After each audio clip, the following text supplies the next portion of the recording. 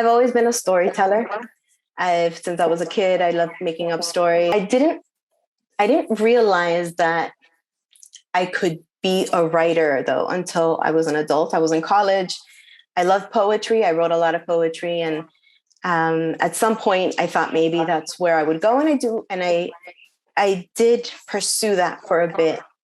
It was after my dad died and after my son was born that I started reading. I started wanting to learn more about different types of writing. And in reading children's picture books and reading those stories with my son, I saw how much he loved how he got engaged with the stories and how he fell in love with the characters and how excited he would look up at me excited. And he was just enraptured.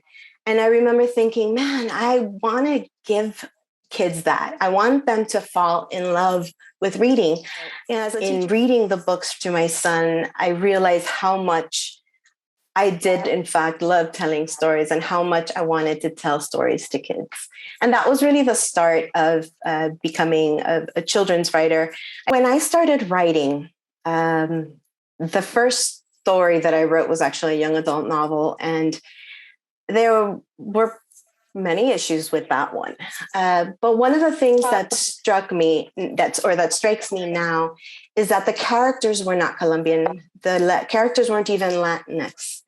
I think I went into initially when I was writing, thinking that perhaps my identity, that there was no room for my identity in children's literature. And it's something that I'm glad I kind of snapped out of, that through mentors and an incredible agent who encouraged me to dig deep and to find those things about my culture that I love so much, that I started really finding a place. And the more I would write and the more the stories would come, the more I realized how important that Colombian part of my identity are, and how there is a place. And so for so long, I grew up hearing just the negative aspects of Colombia from the outsiders. And so growing up in the 80s, Colombians, oh, they're narcos, or they're drug traffickers, or there's the violence and the guerrilla. And while, yes, some of those aspects are true,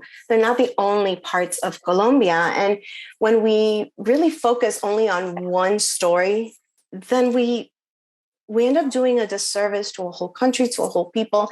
And I realized how much I wanted to tell another side of Colombia, to show people a different Colombia that maybe they grew up hearing about. So that's kind of what I hope to impart with my books, to show a different side of Colombia and to allow students or kids and adults to see themselves in them.